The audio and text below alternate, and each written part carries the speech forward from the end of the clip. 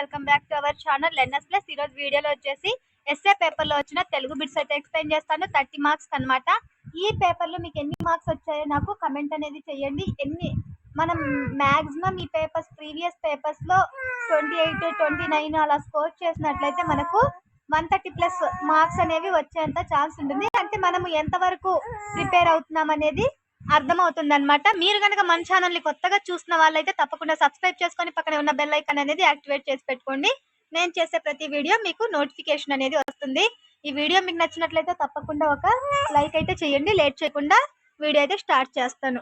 ఊరి వెలుపల పాడుకోనేరు చెంత మనుజులెవ్వరు మసలని మారుమూల గుట్ట చాటున లోతైన గొయ్యి తవ్వి పసిడి దాచెను పసినారి ముసలి ఒకడు. మసాలని అనే మాటకు అర్థం అనేసి అడిగాడు.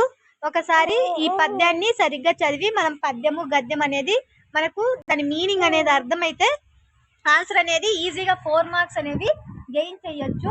ఇక్కడ మనుషులెవ్వరు మసలని చోటు అన్నాడు. ఆ మసలని అనే దానికి అర్థం ఏంటి అనేసి అడగడం జరిగింది. మసలని అంటే మనుషులెవ్వరు తిరగని చోటు అనేసండి. తిరగని కరెక్ట్ ఆన్సర్ వచ్చేసి ఆప్షన్ 3. నెక్స్ట్ బిట్ చూడండి. నెక్స్ట్ అదే పద్యం ఇచ్చి పద్యానికి సంబంధించి ఇంకొక క్వశ్చన్ అయితే అడగడం జరిగింది. ఈ పద్యంలో ముసలివాడు ఎవరు అనేసి అడిగాడు. అంటే పిసినారి ముసలి ఒకడు అన్నాడు కదా, ఆ పిసినారి అనే దాన్ని ఇంకో రూపంలో అడిగాలన్నమాట. ఈ పద్యంలో ముసలివాడు ఎవరు అంటే లోబి అండి. లోబి. పిసినారి అంటే లోబి అన్నా పిసినారి అన్నా రెండు ఒకటే. కరెక్ట్ ఆన్సర్ వచ్చేసి ఆప్షన్ 1. నెక్స్ట్ ఇక్కడ గద్యం ఇచ్చి గద్యానికి సంబంధించిన ప్రశ్నలు అయితే అడగడం జరిగింది. ఈ గద్యాన్ని మీరు వీడియో అనేది 1 నిమిషం అనేది పాస్ చేసి ఇక్కడ మీరు ఆ వీడియో గద్యం అనేది ఒకసారి చదవండి. నేను డైరెక్ట్ క్వశ్చన్ అనేది చదువుతాను. రాయల్ నేవీకి కలప ఎందుకు అవసరమయ్యింది? రాయల్ నేవీకి కలప ఎందుకు అవసరమయ్యింది? రాయల్ నేవీకి ఈ గద్యం చదివినట్లయితే మీకు కరెక్ట్ ఈ ఆన్సర్ అనేది ఈజీగా తెలుసుకోవచ్చు. రాయల్ నేవీకి కలప ఎందుకు అవసరమైందంటే నౌకా నిర్మాణానికండి. పడవల నిర్మాణం నౌకా నిర్మాణానికి వాళ్ళకి కలప అనేది అవసరమైంది. కరెక్ట్ ఆన్సర్ వచ్చేసి ఆప్షన్ 1.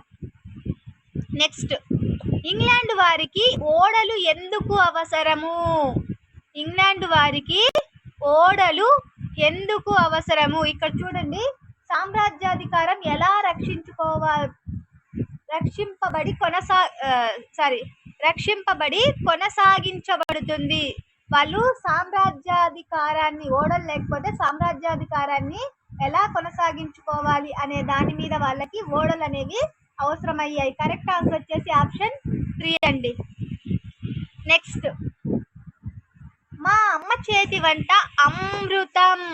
మా అమ్మ చేతి వంట అమృతము. ఇది ఏ అలంకారం అనేసి అడిగాడు. ఇది వచ్చేసి మనకు మా అమ్మ చేతి వంట అమృతము. ఇది వచ్చేసి రూపకాలంకారం. ఆన్సర్ వచ్చేసి ఆప్షన్ 4. నెక్స్ట్ ఆ మార్గంలో వెళ్ళడం మంచిది. ఈ గీత గీసిన మార్గం అనే పదానికి పర్యాయ పదాలు అడగడం జరిగింది. ఇక్కడ పర్యాయ పదాలు అంటే సమాన అర్థం వచ్చే పదాలు. సో కరెక్ట్ ఆన్సర్ వచ్చేసి తోవ దారి. మార్గం అనే దానికి తోవ దారి. నెక్స్ట్ అండి ఆత్మస్థైర్యం ఇతివృత్తంగా గల పాఠ్యాంశం. ఆత్మస్థైర్యం ఇతివృత్తంగా గల పాఠ్యాంశం. ఇక్కడ కొన్ని లెసన్స్ ఇచ్చి ఆత్మస్థైర్యం ఇతివృత్తంగా గల పాఠ్యాంశం ఏది అనేసి అడిగాడు. ప్రక్రియ ఇతివృత్తాలు కూడా చదువుకోవాలండి. ఇతివృత్తంగా ఆత్మస్థైర్యం అనేది ఇతివృత్తంగా గల పాఠ్యాంశం వచ్చేసి మేలి మలుపు. కరెక్ట్ ఆన్సర్ వచ్చేసి ఆప్షన్ 2 అండి. నెక్స్ట్ ఈ సభలో మనుషుల గుంపు ఎక్కువ. గీత గీసిన పదాలకి సరి అయిన నానార్థం ఏమిటి? సభ మనుషుల గుంపు. దీనికి నానార్థం అనేది రాయమన్నాడు. సభ లేదా మనుషుల గుంపుకి నానార్థం వచ్చేసి సమాజం అండి. సమాజం. కరెక్ట్ ఆన్సర్ వచ్చేసి ఆప్షన్ 4. నెక్స్ట్ బిట్ రోగాదులచే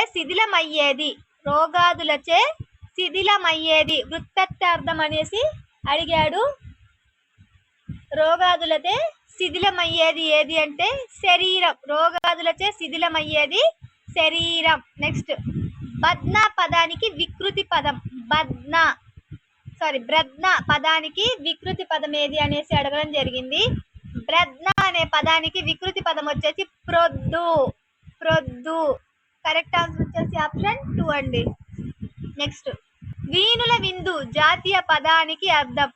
వీణుల విందు జాతీయ పదానికి అర్థం. ఈ జాతీయానికి అర్థం ఏంటి అనేసి అడగడం జరిగింది. వీణుల విందు అంటే చెవులకు ఆనందం కలిగించేది లేదా చెవులకు ఆనందంగా ఉండేదాన్ని వీణుల విందు అనేసి అంటారు.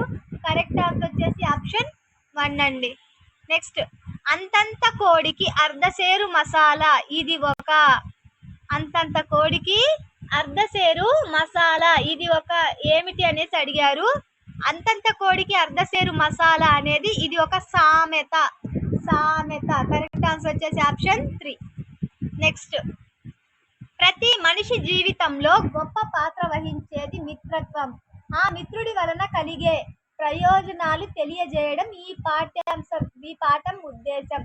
ప్రతి మనిషి జీవితంలో మిత్రుడు గొప్ప పాత్ర వహించేది మిత్రత్వం అయితే ఆ మిత్రుడి వలన కలిగే ప్రయోజనాలను తెలియజేసే ఆ పాఠం యొక్క ఉద్దేశం ఏంటి అనేసి ఆ పాఠం ఏది అనేసి అడిగాడు. ఇక్కడ పాఠాల లెసన్స్ నేమ్స్ అయితే ఇవ్వడం జరిగింది. దాంట్లో ఏది అనేసి ఆ పాఠం ఉద్దేశం అడిగాడండి. ప్రతి మనిషి జీవితంలో గొప్ప పాత్ర వహించేది మిత్రత్వం. ఆ మిత్రుని వల్ల కలిగే ప్రయోజనాలు తెలియజేయడం ఈ పాఠం ఉద్దేశం.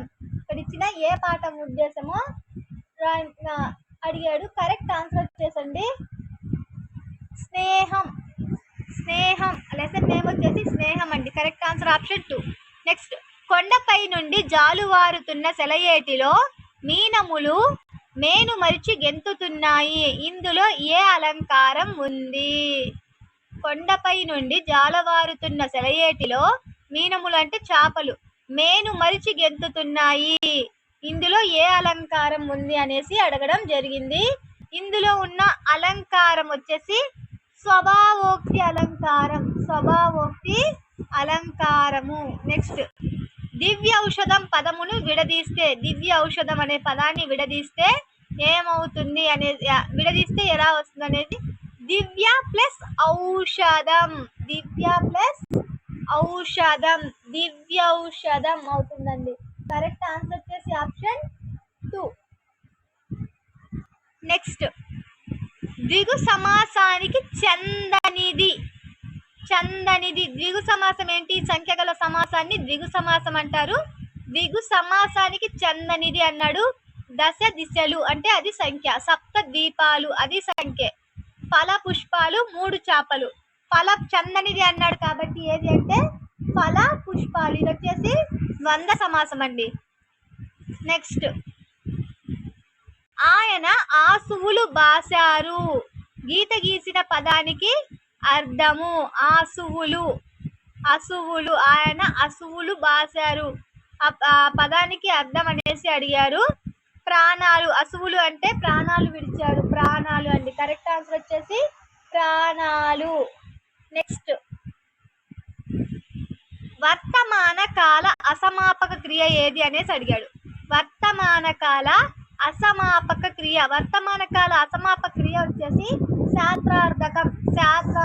కరెక్ట్ ఆన్సర్ వచ్చేసి ఆప్షన్ 4. నెక్స్ట్ నీవు పాఠం చదువు ఏ రకమైన వాక్యము? నీవు పాఠం చదువు ఇది ఏ రకమైన వాక్యము అనేసి అడిగాడు. విద్యార్థక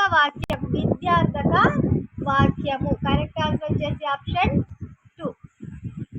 నెక్స్ట్ తొలి తెలుగు కథానిక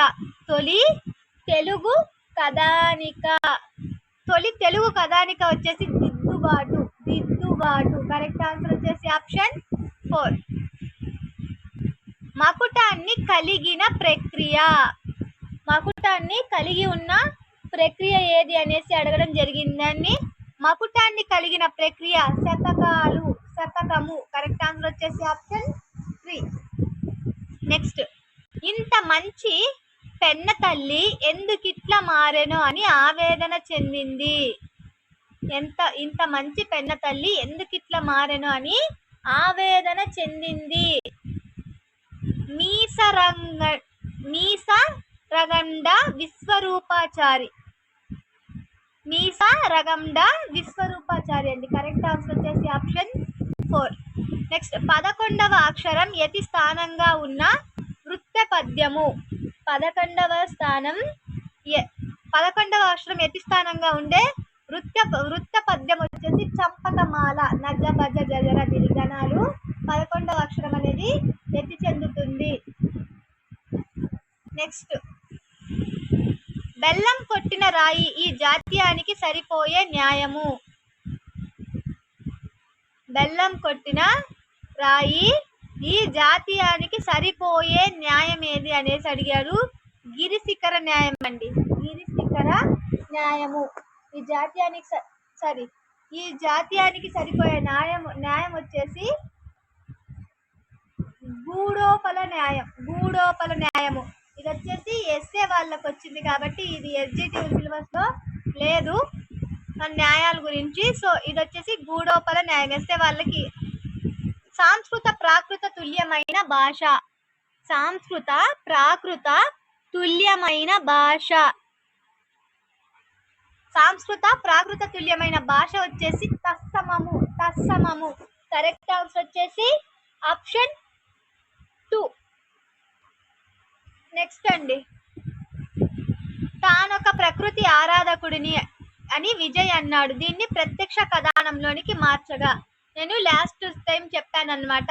ప్రత్యక్షంగా మార్చడానికి తానొక కాస్త ఏమవుతుందంటే నేనొకగా మారుతుంది. తానొక అనేది నేనొక ప్రకృతి ఆరాధకుడిని అని విజయ్ అన్నాడు. కరెక్ట్ ఆన్సర్ వచ్చేసి ప్రత్యక్షం నుంచి లేదా ప్రత్యక్షం నుంచి పరోక్షానికి మార్చేటప్పుడు తాను అవుతుంది. కరెక్ట్ ఆన్సర్ వచ్చేసి ఆప్షన్ 1 అండి. నెక్స్ట్ భర్తృహరి సుభాషితములు తెలుగులోకి అనువదించిన వారు.